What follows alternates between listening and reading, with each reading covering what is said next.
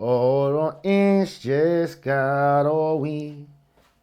They're gonna steal where them paperbacks. What's going on, family? It's your boy C.O. Jones, Seymour editor, and he's mostly out here in these Atlanta streets. And there's two things that I like, man. Talking to sports and lemon pepper wings. I like Seymour because he bring me to this country and he teach me a lot about the Americano, the football. Unfortunately, we looking for a new lemon pepper wing sponsor. And we get to talking to the bartender at our favorite spot. He get to telling me about Jalen Carter and how he's so much better than Bijan Robinson and Bijan Soccer. I tell him a little thing or two about football, dropping the knowledge. And next thing you know, he said we can't get no more lemon pepper wings. I don't think it's that bad, but you tell me what you think, papi. Huh? Shut up. You shut up! That's why your power level is pathetic. That's why your family's dead! Dead as hell! What's their power level? What power level do they have in the ground? That's why you have no grandma. Because she can pray to the god of destruction. Okay. This ain't not, man. Man, I tell you one thing, man. I regret nothing.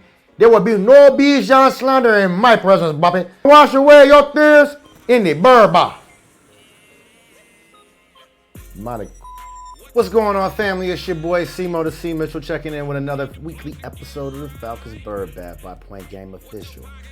You can catch us on YouTube, on Facebook, TikTok, Instagram, wherever else that the algorithm is at. And you let us know if we not there, we'll be there. Shout out to our loyal subscribers and our followers. And if you haven't already and you want to stay up to date with sound judgment on football knowledge, hit the like and subscribe button for us. Coming out of the bye week, the Falcons are 2-2. And recently on Sunday night, we saw the Bills lose to the Patriots. Now, truthfully, I really like the Falcons' chance to beat the Bills upcoming on Monday Night Football this week. But first and foremost, I want to get into a little bit of discussion of some of the echo chamber things I've been hearing about Bijan Robinson and Jalen Carter still. Believe it or not, the Falcons are a top 5 defense right now. Depending on how you look at it, they're either one or they're at least second in the league in total defense. We were second before the bye week. After the bye week, we're number one, of course, because we have played less games. But we're top 5 defense right now. And the only thing that's really been consistently going for us on offense has been Bijan Robinson. And we've gotten some great production out of our defensive tackles, which we'll get to in a second. But believe it or not, we still have fans who are out here talking about we should have gotten Jalen Carter, even though the defensive tackles on our team are outperforming him right now. First and foremost, I want to preface what I'm about to say with stats are for losers. That is true. The stats are also an important metric. That is also true. Stats can indicate performance, but they don't tell the whole story. But Zach Harrison has more sacks this year, and he has more tackles than Jalen Carter, and less snaps and less playing time.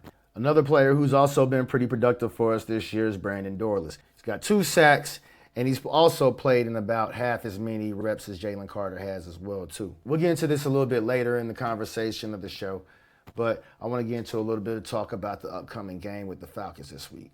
One thing that I noticed about the Bills playing the Patriots on Sunday Night Football was that the Bills are a little bit susceptible to being ran on with the football. The Patriots were able to move the ball successfully and effectively, rushing against the Bills. They don't quite have the explosive running backs that we have out there with Bijan Robinson and Tyler Algier, and I don't think that they total all-around backfield is any better. But they showed a little bit of commitment to the running game. Now, the Patriots went out there and they did running back by committee. They ran with 3 different running backs with Henderson, Gibson, and Stevenson. They gave them all about equal share loads. Didn't even run the ball a total of 25 times. Now, if we're going to beat the Bills, I think that that's what we're going to have to do. We're going to have to play ball control offense, stay committed to running, and play good defense and be really sound in our schemes and our fits and be really patient. We can't let Josh Allen get out there and just run around on it. One thing I heard them talk about on Sunday Night Football was that you don't want to rush 4 guys against Josh Allen. And it's very true. If you rush only 4 against Josh Allen, it will open up rushing lanes for him ultimately because somebody will be double teamed. Falcons have the personnel to not only run the ball effectively, but they also have the personnel to rush 5 against them with multiple fronts. Bijan Robinson has been one of the best running backs with yards after contact on each carry. And the Bills have given up a lot of explosive plays. Now, the Bills, for the most part, are a pretty solid defense. They don't give up a whole lot of yards in general. The Patriots were able to give them fits out of the backfield with their running backs and some of their underneath routes to some of their tight ends. So I think that we could definitely, exploit that when we're playing the Bills. But we want to be able to run the ball out there and play ball control to keep Josh Allen off of the field. You do not want to continue to put the ball in his hands. With the Falcons this week, it's not going to be about how many yards we can pick up with Bijan and Tyler Algier, because I believe if we continue to just keep running the ball, we're eventually going to break one. It's about making their linebackers commit to actually coming up and trying to stop Bijan Robinson. Because one thing we have that other teams don't have is that we can affect the short area of your passing game and then get deep and make our play action a lot more effective. A lot of teams don't have people that can cover the running back out of the backfield and stop the run at the same time with the same personnel. We can get a little creative with some of the formations, as I showed in the last video, how we use Bijan and Tyler out there. And if they're able to choke up on the run game, we can still get Bijan in space and get the ball in his hands. So each week, I think it's going to be about getting about, 18 to 25 touches in Bijan's hand. But you want to get him running the ball about 15 to 18 times. And you want to get Tyler Algier running another 8 to 15 times, if at all possible. It's just going to open up a whole lot more for us. And with our defensive front, we'll get into this a little bit later in the week, but we run a lot of different 5-man fronts out there. I love when we get into penny formation. As I showed you guys before, that's when we have 5 guys up front and we have 1 linebacker right there. We've done it with Caden Ellis and we've done it with Divine Diablo as the sole linebacker back there. We've done it where we've had James Pierce Jr., Jalen Walker. We have our 3 down linemen, David Onyemata, and we'll use Brandon Dorlus and Zach Harrison out there as our big ends. And that's what they talk about, using those big edge guys. And we get effective pass rushers out there using those guys and simulating pressure or being able to use one of those guys as a spot. We have a lot of linebackers who can cover in space. Open field tacklers can also stop the run and can rush the quarterback. But one player that's coming back this week that I'm really looking forward to us getting is Bralen Trice. So far, Arnold Ebiketie has not really quite lived up to, some of the hype that we were hoping that he would live up to in a contract year. Bralen Trice has a huge opportunity to solidify more playing time this week, but also for the rest of the season moving forward. Offensively, the Bills are the number 3 team in the league as far as yards per game. But in terms of rushing yards per game, the Bills are second in the league. Now, a large amount of that is definitely going to be Josh Allen, but a large amount of that is also Cook, their running back out there. But if the Falcons go out there and we can play really good defense, I think we can stop them. We are not any slouches in the passing game, but this team is going to go as Josh Allen goes when it comes to passing the football. When it comes to offensive receiving, you got to go down to 26th in the league before you see somebody that shows up. Dalton Kincaid could potentially present a problem for us. He can definitely get into some pockets. He's one of the better tight ends in the league. But I do believe we have the players that can bottle up that type of thing. We're not playing against one of the better wide receiver cores that we've played all year. Against the best quarterback we played all year, but we played against Baker Mayfield and we were able to make him look a little bit more pedestrian. So I believe that if we play our discipline keys and we play our assignments, we could definitely get after the quarterback. I really love what Jeff Ulbricht's been out here doing for this team so far. He's been a godsend with his philosophy and getting after the quarterback and just using the personnel to the best of their ability. He's not trying to force anybody to be one way or another. It's going to come down to coaching and not making any mistakes, playing really good situational football, and making sure that we stay disciplined. But I believe we can do it. We're going to talk to somebody a little bit more qualified than myself to speak on the running back. Steve Hightower in the building. Man, appreciate you checking in with us on the Falcons Bird Bath again. Falcons got the bye week right now. And as you know, and a few people out there know, first and foremost, we'll talk about Xavier Watts.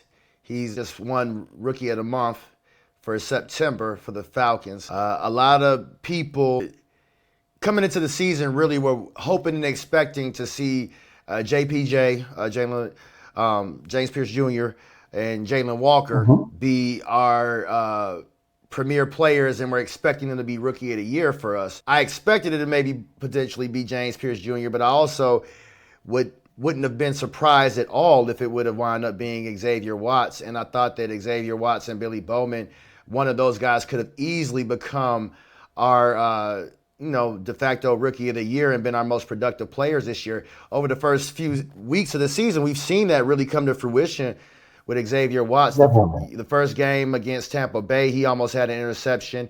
He's got 2 interceptions on the year as of right now.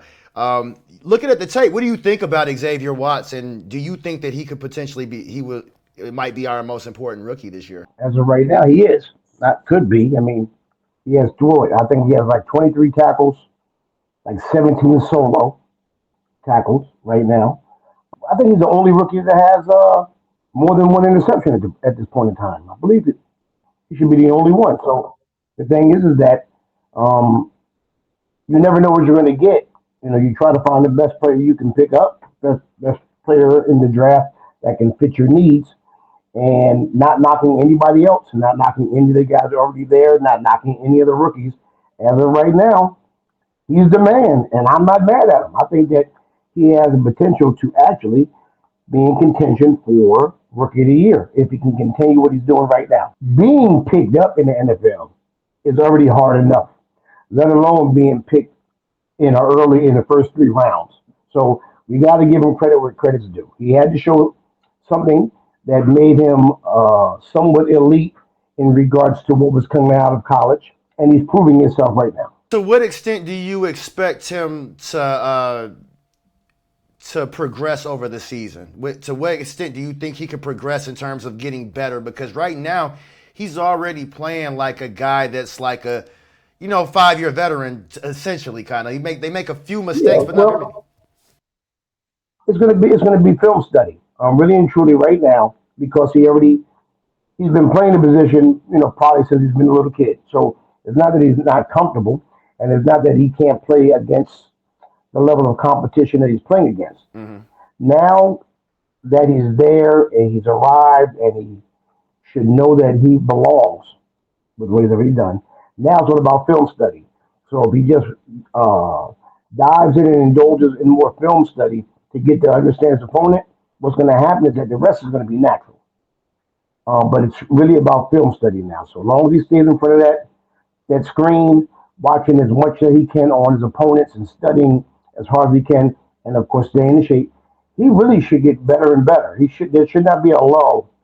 The only thing that could happen is that he might not want to go in his direction if he keeps it up. But even with that, you can be effective and not have passes thrown against you. They're scared of you. That just makes it that much better. Your stats might not be crazy, but it's recognized in the NFL. It's recognized.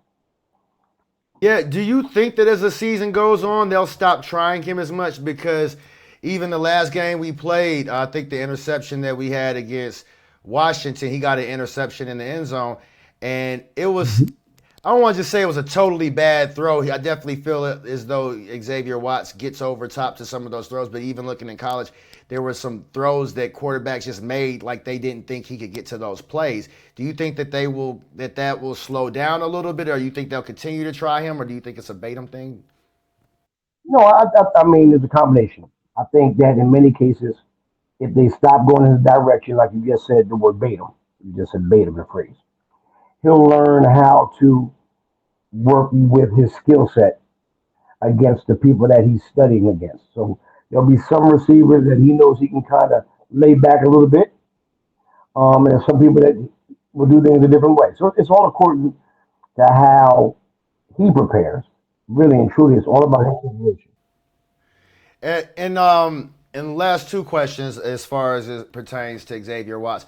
One, I would say, is what do you think is the hardest thing about playing safety in the NFL and the hardest adjustment for rookies in the NFL with playing the safety position?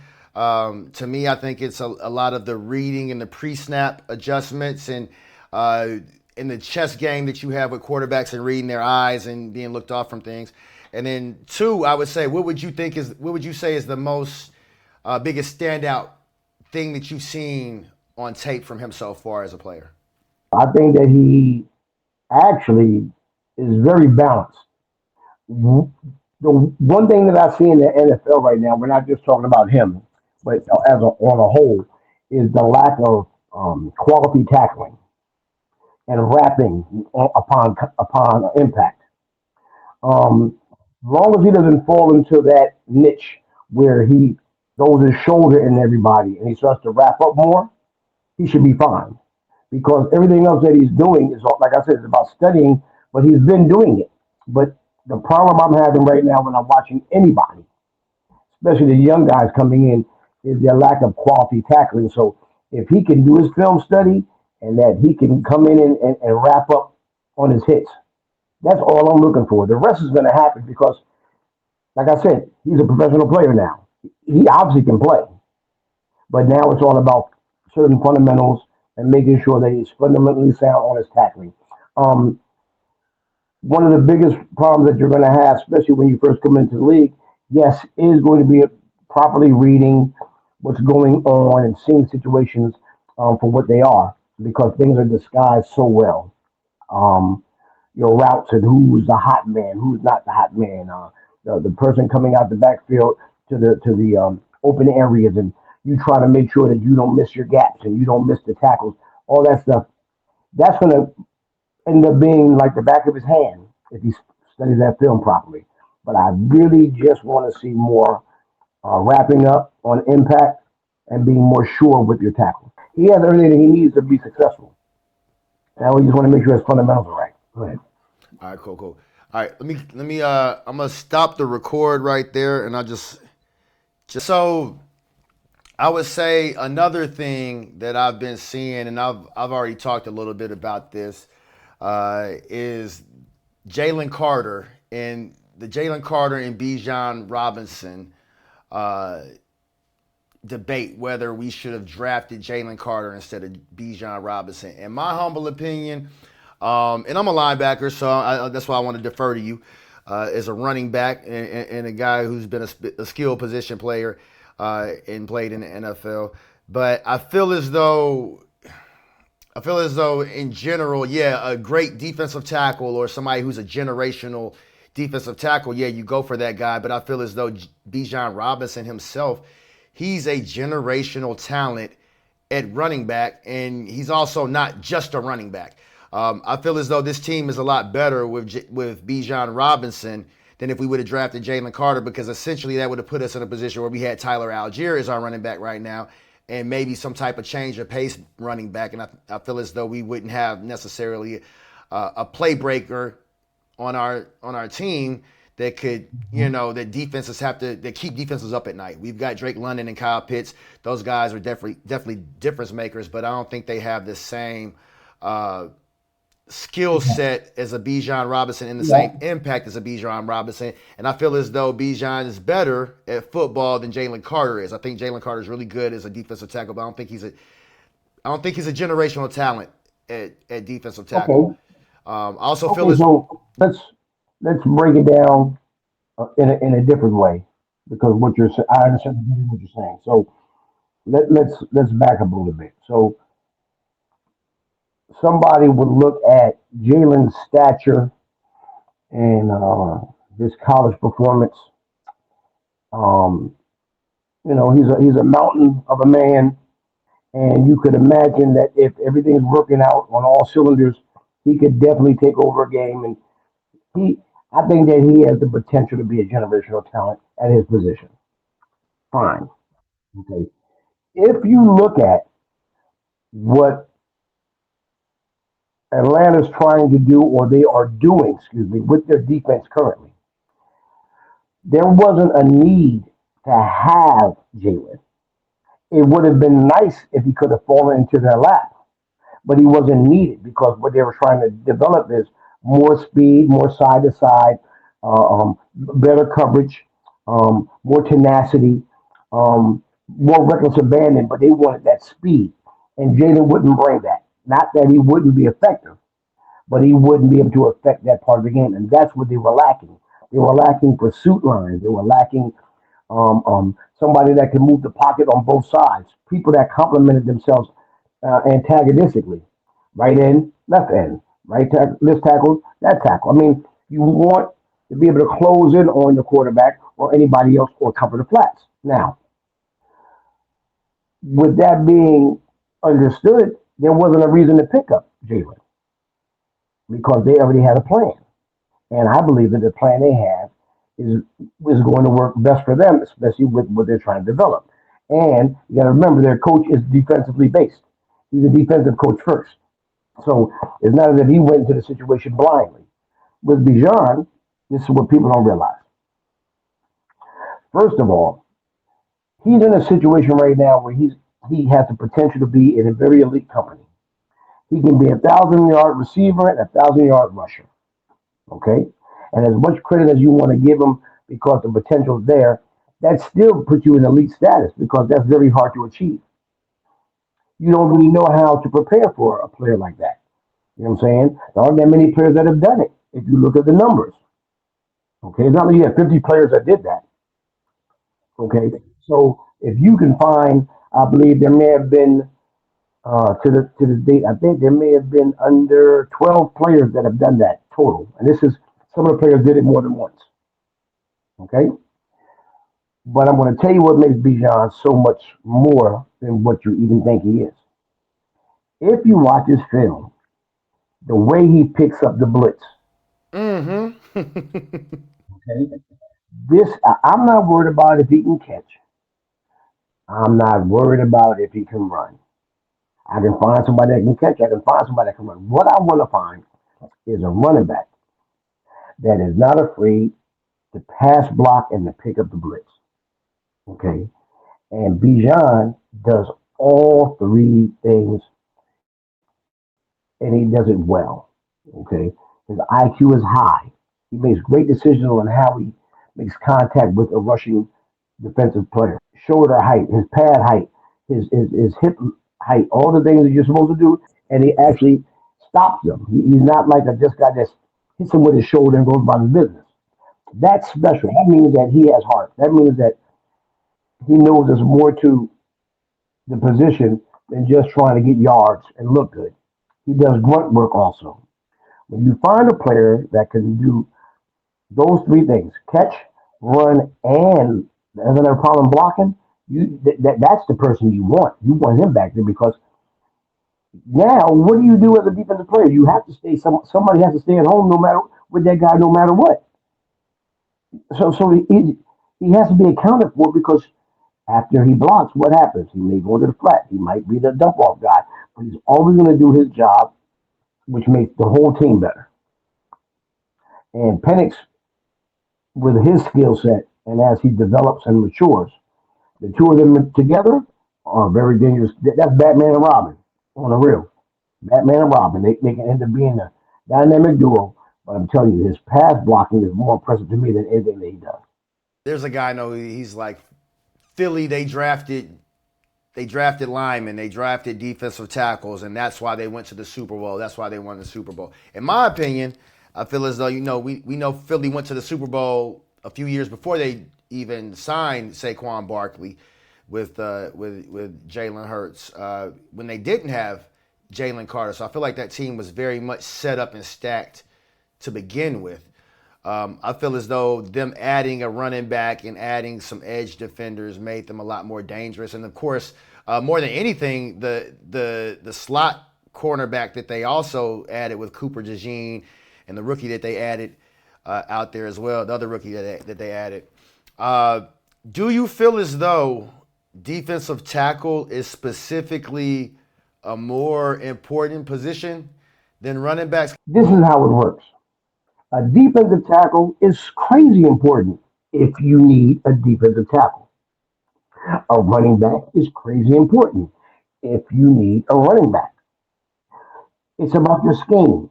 So whatever the thought is, the scheme, the process, whatever you're trying to develop, whatever your conference, your rivals, whatever they're doing, and you want to be able to counterbalance and play against them and make sure that the tables are even.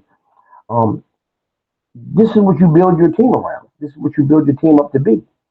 So for Philly, as your example, they needed to make sure their defense was solid. in a certain way. They were able to do that. If you look at what they also did, they made sure the offensive line was solid. So they could have almost any running back there that could have done the job. Being able to pick up Saquon, now you're taking a higher level player, putting him behind a line that almost anybody at the time could run behind. And now you're saying, look what we got. So they wanted to have that extra turbo boost type of guy back there. It could have been almost any starting running back that still could have gained decent yards. But now to have Saquon, you're like, damn, what do we do? But that was just the scheme they developed. So for Atlanta, they have an idea what they want to do. This is part of their plan. So I'm not going to say one position is any more important than the other. Even though in the NFL for a couple of years they diminished the value of the running back. But I'm going to tell you right now, not just because I was one, every position is equally as important as the next. If you don't do your job, it's seen. It makes the next person weaker. It makes the next position that much harder to master. So if everybody's on the same page, guess what? Everybody's on the same page. That's what you want out of your team. All right, guys, that's our show for today. Stay tuned for our deep dive coming later this week. Also, thoughts about who we believe are going to be the playoff teams. So stay tuned for that video as well, too. Simo the C. Mitchell checking out.